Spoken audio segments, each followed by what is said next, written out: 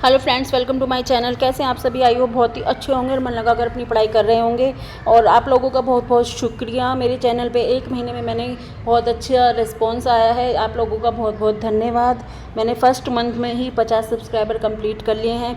ये छोटी मेरे लिए बहुत बड़ी बात है। ये बेशक सबके लिए छोटा होगा, लेकिन मेरे लिए बहुत बड़ी बात है। 0 से 50 तक का सफ़र जो मैंने तय किया है सिर्फ आप लोगों की बदौलत, इसलिए आप लोगों का बहुत बहुत धन्यवाद। तो चलिए आइए इसका पार्ट सेकंड स्टार्ट करते हैं। कल हमने पार्ट फर्स्ट किया था अपना 18 सितंबर 2016 का जो पेपर 2 है, जो हम उसका एसएसटी का पोर्शन कवर कर रहे हैं। फर्स्ट पार्ट में मैंने 3 to 60 के 30 क्वेश्चन सोल्व करा दिए थे। आज हम 61 to 90 करेंगे। 30 क्वेश्चन आज करेंगे। जो भी अगर आपको किसी भी क्वेश्चन में डाउट लगता है तो प्लीज़ कमेंट बॉक्स में ज़रूर बताइएगा। स्टार्ट करते हैं। 61 question is which of the following statement about the Gond kingdom of Garhakatanga के गोंड राज्य के संबंध में निम्नलिखित में से कौन सा कथन सही है? यह कमज़ोर बुंदेलों मराठों के खिलाफ अधिक शक्तिशाली बना। यह एक समृद्ध राज्य था। उसने जंगली हाथियों को पकड़कर उनको दूसरे राज्यों में निर्यात करके धन कमाया। यह 1565 में मुगल सेनाओं ने गढ़कटंगा पर हमला किया और उन्हें रानी दुर्गावती द्वारा हार का मुंह देखना पड़ा। यह राज्य केवल नगरों से बना था। तो इसका सही आंसर है option number 2। It was a rich kingdom. It earned wealth by trapping, exporting wild elephants to other kingdoms.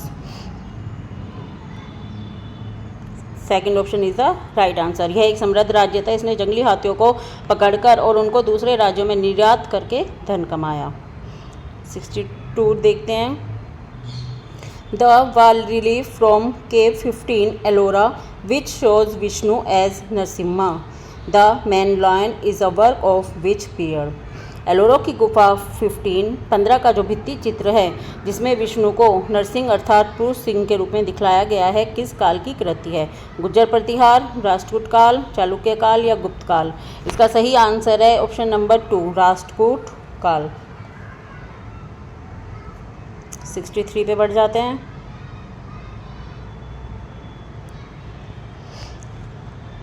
From among the following which is a correct feature of barter system? Barter system क्या होता है? निम्नलिखित में वस्तु विनिमय पद्धति की सही विशेषता कौन सी है? यह एक व्यापार है जिसमें वस्तुओं की अदला बदली में धन का प्रयोग होता है। वस्तुओं के लेन देन को आसान बनाती है। यह खर्चीली समय साध्य प्रक्रिया है। यह धन का उपयोग किए बिना वस्तुओं की अदला बदली का व्यापार है। तो इसका सही आंसर है option number 4। It is a trade in which goods are exchange without the use of money. इसमें क्या होता है? हमें कोई सामान लेने के बदले दिया जाता है विदाउट एनी मनी। इसमें बिना कोई भी धन का उपयोग किए बिना हम वस्तुओं की अदला बदली करते हैं।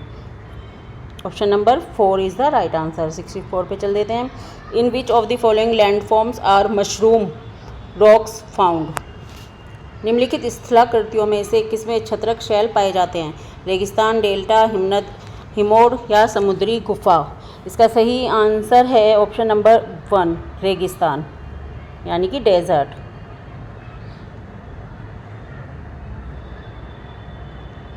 65 पे आ जाते हैं। Under whom did Bengal gradually break away from the Mughal control in the 18th century? निम्नलिखित में से किसके नेतृत्व में बंगाल 18वीं सदी में धीरे धीरे मुगल नियंत्रण से अलग हो गया? नादिर शाह, मुर्शिद कुली खां, निजाम उल मुल्क असफ जहां, अली वर्दी खान? ये क्वेश्चन 2018 में भी रिपीट हुआ है और 2016 में भी। तो ये क्वेश्चन इम्पोर्टेंट है, इसको भी आप नोट डाउन कीजिएगा। इसका सही आंसर है option number 2, Murshid Quli Khan. Second option is the right answer.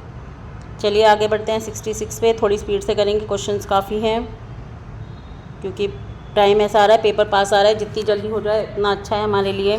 Question number 66 देखेंगे। Match the following, choose the correct answer. सही का मिलान कीजिए। एक तरफ दी हैं वायुमंडल की परतें, एक तरफ इसकी विशेषताएं, तो हमें मैच करना है। इसमें हमें क्या मेथड यूज़ करना होता है, देखिए क्वेश्चन काफ़ी बड़ा है, अगर आप सारा पढ़ेंगे हमारे पास इतना टाइम नहीं है, टाइम कंज्यूमिंग क्वेश्चन होते हैं, तो इसके लिए हमें एलिमिनेशन जो मेथड है वो यूज़ करना होता है। अगर इस चारों में से आपको सिर्फ एक भी पता है तो आप इजीली इसे सॉल्व कर सकते हैं। तो आइए जानते हैं कैसे। पहला है शोभमंडल, समताप मंडल, मध्यमंडल और बाह्य वायुमंडल। आपको पता है बाह्य वायुमंडल को आयन मंडल भी कहते हैं, यह भी बताया था आपको चैप्टर में। तो बाह्य वायुमंडल को आयन मंडल कहा जाता है। तो डी का हमारा हो गया 1। अब ऑप्शन देखते हैं। डी का 1 आपको पता है, ठीक है। इसमें से अगर आपको कोई और भी पता है, ठीक है, मैं बताती हूँ। बाह्य वायुमंडल का आयन मंडल नाम है। तो अब देखिए डी का यानी कि 1, डी का 1 पता है आपको। तो अब यहाँ पे ऑप्शन में देखेंगे डी का 1 किस किस में दिया है। देखिए डी का 1 इसमें नहीं है, डी का 1 इसमें नहीं है, डी का 1 इसमें नहीं। तो आपका यही first option is the right हो जाएगा। ठीक है फ्रेंड्स, ये आपका एलिमिनेशन का मेथड है, यूज़ करना आना चाहिए, इससे आपका टाइम सेव हो जाएगा। अगर इसमें आपको कोई और भी आता है तो इसके अकॉर्डिंग देखिए अब क्या हो गया। ए का 4th यानी एक का शोभमंडल मौसम की लगभग सभी घटनाएं इस परत में घटित होती हैं। शोभमंडल में मौसम रिलेटेड जितनी भी वारदात है वो सब शोभमंडल में होगी। ठीक है। बी का है 3rd समताप मंडल, इसमें ओजोन गैस की एक लेयर होती है। मध्यमंडल सी का 2nd अंतरिक्ष से प्रवेश वाले उल्का पिंड इस परत में आने पर जल जाते हैं। ठीक है फ्रेंड्स, ये हो गया हमारा क्वेश्चन नंबर 66 कंप्लीट। आइए 67 देखते हैं। Consider the following 2 statements about medical tourist in India. भारत में चिकित्सा पर्यटकों के संबंध में निम्नलिखित 2 कथनों पर विचार कीजिए। विदेशी पर्यटक हैं जो भारत के उन अस्पतालों में अपना इलाज कराने के लिए विशेष रूप से आते हैं जहां उन्हें अपने देश की तुलना में कम मूल्य पर विश्व स्तरीय सुविधाएं प्राप्त हो जाती हैं। ये बात तो बिल्कुल सही है। बी, वे भारत के भीतर के ही प्रवासी हैं जो एक राज्य से दूसरे राज्य के उन अस्पतालों में अपना इलाज कराने के लिए जाते हैं जहां उन्हें अपने राज्य की तुलना में कम मूल्य पर विश्व स्तरीय सुविधाएं प्राप्त होती हैं। ये ऑप्शन गलत है। तो हमारा ए सही है और बी गलत है। तो ये देखते हैं इसका क्या है। इसका है ऑप्शन नंबर 2, ए सही है और बी गलत है। A is true, B is false. चलिए आगे बढ़ते हैं 68 क्वेश्चन पे। टाइम की प्रॉब्लम हो रही है, बहुत ज़्यादा जल्दी से करना है क्योंकि एग्ज़ाम बहुत ही ज़्यादा है और रिवीजन काफ़ी रहता है। Ramabai who champion the cause of women's education never went to school yet she was given in the title of Pandita because. Ramabai जो महिला शिक्षा की योद्धा थी, महिला शिक्षा की योद्धा थी, कभी स्कूल नहीं गई, फिर भी उन्हें पंडिता की उपाधि दी गई। क्यों? उनके मिशन से विधवाओं गरीब महिलाओं को न केवल पढ़ने लिखने के लिए प्रोत्साहित किया अपितु व्यावसायिक कुशलताओं की सहायता से स्वावलंबी होने की शिक्षा दी। उन्होंने अपने माता पिता से पढ़ना लिखना सीखा। उन्होंने संस्कृत पढ़ना लिखना जानती थी, बहुत बड़ी उपलब्धि थी क्योंकि उनके समय में महिलाओं को इस प्रकार का ज्ञान अर्जित करने की अनुमति नहीं थी। या ऑप्शन नंबर 4, उन्होंने महिला शिक्षा को बढ़ावा देने के लिए पुणे के पास खेड़ा गांव में एक मिशन स्थापित किया। तो इसका सही आंसर है option number 3। She could read and write Sanskrit, a remarkable achievement as a woman during her time were not allowed to acquire such knowledge. क्योंकि वो संस्कृत पढ़ना लिखना जानती थी, जो उस टाइम की महिलाओं के लिए एक बहुत बड़ी बात होती थी। उस टाइम पे महिलाओं को इस तरह की आज़ादी नहीं थी, लेकिन उनके पास ये उपाधि थी, इसलिए उन्हें पंडिता की उपाधि दी गई। 69 क्वेश्चन देख लेते हैं। In 1856, whom among the following governor generals decided that Bahadur Shah Jafar would be the last Mughal king, and after his death none of the descendant would be recognized as a king? 1856 में निम्नलिखित governor जनरलों में से किसने यह निर्णय किया था कि बहादुर शाह जफर आखिरी मुगल सम्राट होंगे, बादशाह होंगे और उनकी मृत्यु के बाद उनके किसी भी वंशज को बादशाह नहीं माना जाएगा? तो ये क्वेश्चन भी बहुत ज़्यादा रिपीट हुआ है। ये 2018 में भी आया है, 2016 में भी। तो इसका सही आंसर है Canning. Option number 2 is the right. Canning ने कहा था कि बहादुर शाह जफर आखिरी मुगल सम्राट होंगे, उनके किसी भी वंशज को बादशाह नहीं माना जाएगा, उनको सिर्फ राजकुमारों की उपाधि दी जाएगी, राजकुमारों की मान्यता दी जाएगी। तो आइए चलते हैं 70 पर। विच of the following statement incorrect, इसमें गलत चुनना है आपको। क्या है? Gandhi ji views on colonial education, पर गांधी जी के विचारों के संबंध में क्या गलत है? अंग्रेजी में दी जा रही शिक्षा ने भारतीयों को अपने सामाजिक परिवेश से काट दिया। औपनिवेशिक शिक्षा ने भारतीयों के मस्तिष्क में हीनता का भाव पैदा कर दिया। पश्चिमी शिक्षा में जीवन के अनुभवों, व्यावहारिक ज्ञान की अपेक्षा पाठ्य पुस्तकों पर अधिक बल दिया गया। या अंग्रेजी शिक्षा ने पढ़ने लिखने की अपेक्षा मौखिक ज्ञान पर अधिक बल दिया। इसमें बताना है हमें कौन सा कथन गलत है, तो फोर्थ आंसर इसका सही है। ये ऑप्शन इसमें गलत है, तो आंसर इसका फोर्थ। 71 पे चल देते हैं। Consider the following two statement का क्वेश्चन है about the changes brought about in the administrative policies of the British government immediately after the revolt of 1857।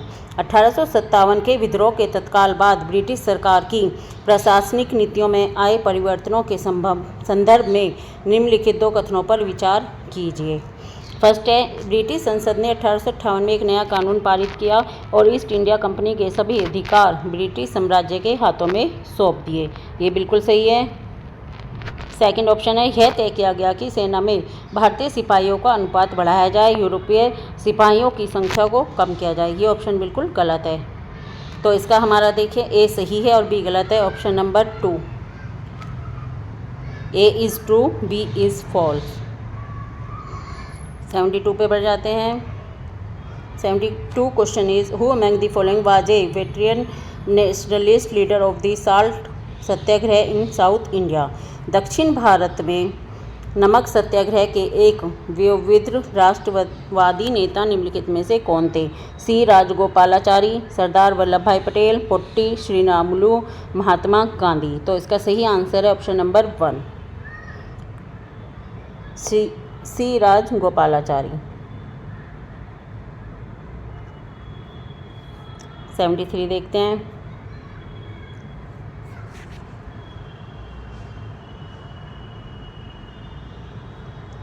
Jyotirao Phule dedicated his book Gulamgiri to which of the following.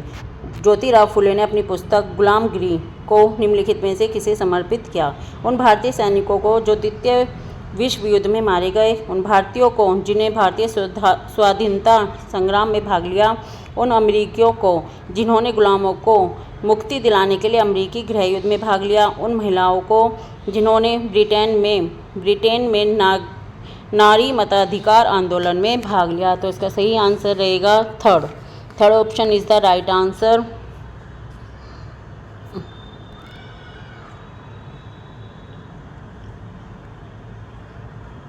Option is the right. उन अमेरिकियों को इन्होंने एक गुलामगिरी लिखकर समर्पित किया था कि जिन्होंने गुलामों को मुक्ति दिलाने के लिए अमेरिकी गृह युद्ध में भाग लिया। Americans who participated in the American civil war to end slavery. 74 देखते हैं। Consider the following two statement about the high court in India. भारत में उच्च न्यायालयों के संबंध में दिए गए दो कथनों पर विचार कीजिए। ए, उच्च न्यायालय राज्य सरकारों के अंतर्गत आते हैं। ये बिल्कुल गलत है, उनकी ओर से ही कार्य करते हैं। ये A option is the wrong. उच्च न्यायालयों के सभी न्यायाधीशों की नियुक्ति राज्य के मुख्यमंत्री के साथ विचार विमर्श करने के बाद की जाती है। ये भी बिल्कुल गलत है। तो हमारे दोनों ऑप्शन गलत हैं, ए और बी दोनों गलत हैं। Both A and B are false. अब देखते हैं 75 क्वेश्चन।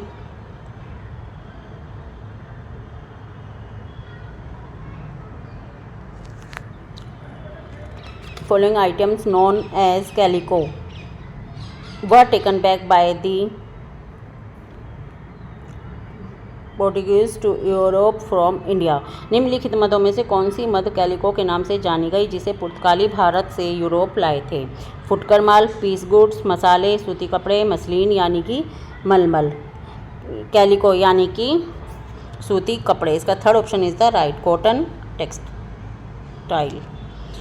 कॉटन किससे आई है? कैलिको। सी से आप को रिलेट करके याद कर सकते हैं। C cotton, C for calico, C for cotton. 76 पे आ जाते हैं। A teacher feels that there is a considerable content load at the upper primary level. Suggest the best approach from the following option to resolve this problem. एक शिक्षक अनुभव करता है कि उच्च प्राथमिक स्तर पर विषय का भार बहुत है। निम्नलिखित में से सबसे अच्छे उपागम का सुझाव दीजिए जो इस समस्या का समाधान करें। क्रियाकलाप छोड़ दें क्योंकि उनका परीक्षण नहीं होता। प्रत्येक अध्याय से महत्वपूर्ण क्षेत्रों की पहचान कर नोट्स लिखवाएं। सारे पाठ्यक्रम को जल्दी जल्दी पढ़ा दें। ऐसे विषय वस्तु विकसित करें जो विषय सीमाओं को पार करके नई प्रक्रियाओं को सिखा सके। तो इसका सही आंसर क्या है? 76 का ऑप्शन नंबर 4। ऐसी विषय वस्तु विकसित करें जो विषय सीमाओं को पार करके नए कई प्रक्रियाओं को सिखा सके। Develop themes that could teach several concepts across the disciplinary boundaries. Question number 77।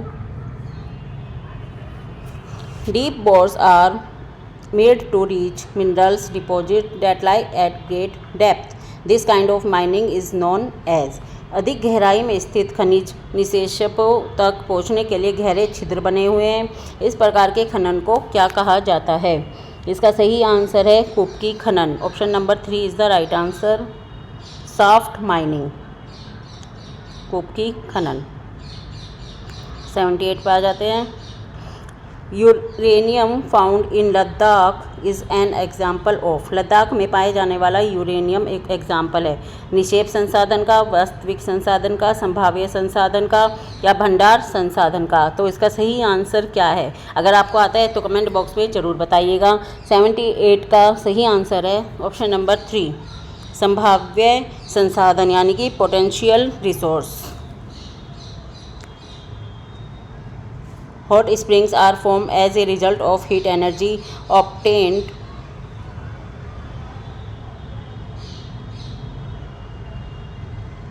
from। गर्म जल के झरने से प्राप्त ताप ऊर्जा के परिणाम स्वरूप बनते हैं क्या? भूतापीय ऊर्जा, सौर ऊर्जा, ज्वारीय ऊर्जा, पवन ऊर्जा। Option number 1 is the right answer, भूतापीय ऊर्जा, जियोथर्मल एनर्जी।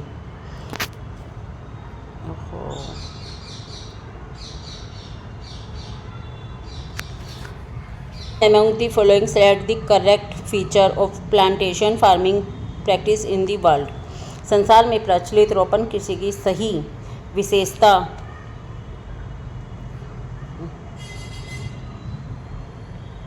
का चयन कीजिए।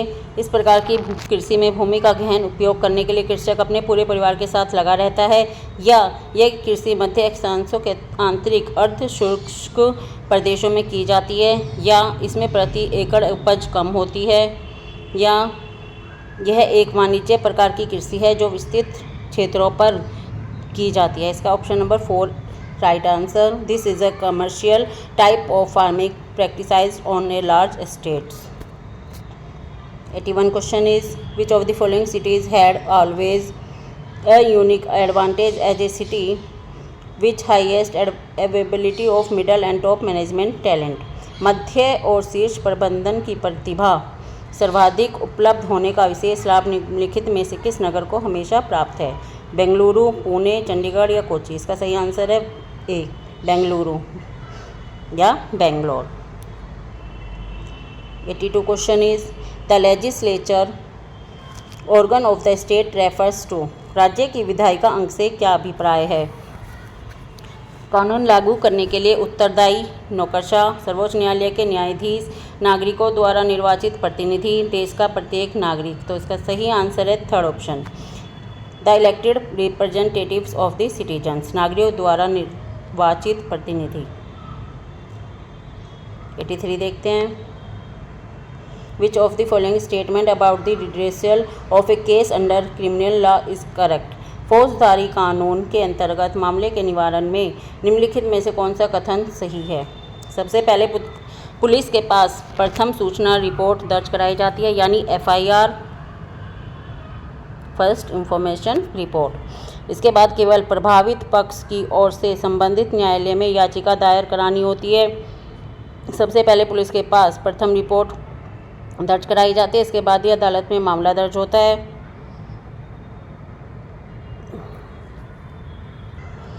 प्रथम सूचना रिपोर्ट दर्ज नहीं कराई जाती, केवल प्रभावित पक्ष की ओर से संबंधित न्यायालय में याचिका दायर करानी होती है। सबसे पहले न्यायालय में मामले को दर्ज कराया जाता है और बाद में रिपोर्ट कराई जाती है। इसका सही आंसर है second option is the right. First FIR is logged with the police and it is then case is filed in the court. Second option is the right. Next पे बढ़ जाते हैं। 84th question is which of the following statement about the role of police in investigating a crime is correct. अपराध की जांच करने में police की भूमिका के संबंध में निम्नलिखित में कथनों में से कौन सा सही है। पुलिस हिरासत में दिए गए एक बालिया बयान को पुलिस आरोपी के खिलाफ सबूत के रूप में इस्तेमाल कर सकती है। नो। सर्वोच्च न्यायालय के दिशा निर्देश पुलिस को जांच के दौरान किसी को सताने, पिटने, गोली मारने की अनुमति नहीं देते। Second option is the right answer. The Supreme Court guidelines do not allow police to torture और बीट और shoot anyone during investigation. 85 question is consider the following two statement on fundamental rights. मौलिक अधिकारों के विषय में दो कथनों पर विचार कीजिए। भारत के संविधान में दिए गए सभी मौलिक अधिकार न्याय में बाध्यकारी हैं। शोषण के विरुद्ध अधिकार नागरिक को उच्च स्तर के न्यायालय में जाने के लिए अनुमति प्रदान करता है यदि वह समझता है कि निचले स्तर के न्यायालय द्वारा दिया गया न्याय अन्यायपूर्ण है। तो इसका सही आंसर रहेगा, देखिए इसमें ए गलत है और बी सही है, ये भी है और ए और बी दोनों सही हैं। इसमें थोड़ा कंट्रोवर्शियल है ये क्वेश्चन, तो आपको इसको दोनों ऑप्शन सही हैं, इसका थर्ड भी और फोर्थ भी, आपको जो करना हो देख लीजिएगा। वैसे इसमें कंट्रोवर्सी है, वैसे इसमें फोर्थ आंसर सही है। अब 86 पे आ जाते हैं। भारतीय संविधान के किस अनुच्छेद का उल्लंघन हो रहा है। ये पैसेज दिया गया है, इसमें आप ये पैसेज रीड कर लीजिएगा, मैं खाली क्वेश्चन सॉल्व करा देती हूँ। भारतीय संविधान के किस अनुच्छेद का उल्लंघन हो रहा है। Which article of the Indian constitution is being violated. अनुच्छेद 360, अनुच्छेद 15, अनुच्छेद 25, अनुच्छेद 370। इसका सही आंसर ऑप्शन नंबर 2 अनुच्छेद 15, article 15। 87 which provision of the disability act 1995 is the school not following. विकलांगता अधिनियम 1995 के किस प्रावधान का पालन विद्यालय नहीं कर रहा है। अनौपचारिक शिक्षा के लिए योजनाएं और कार्यक्रम, विकलांग व्यक्तियों के लिए शिक्षा के अधिकार, रैंप वाले सार्वजनिक स्थानों भवनों तक सुरक्षित पहुंच, या विकलांग व्यक्तियों के लिए मुख्य धारा वाली संयोजित शिक्षा। इसका सही उत्तर है option number 3, safe access to public place and building with ramps. Ramp वाले सार्वजनिक स्थानों भवनों तक सुरक्षित पहुंच। 88 देख लेते हैं। विच of the following activities with students would be most appropriate for developing empathy towards Ranjan. Ranjan के प्रति सहानुभूति के विकास के लिए विद्यार्थियों के साथ किया गया निम्नलिखित में से कौन सा क्रियाकलाप सबसे अधिक उपयुक्त होगा। 88 क्वेश्चन का सही ऑप्शन है third, hold a role play where students experience being carried in a wheelchair. एक भूमिका निर्वाह नाटिका यानी कि रोल प्ले।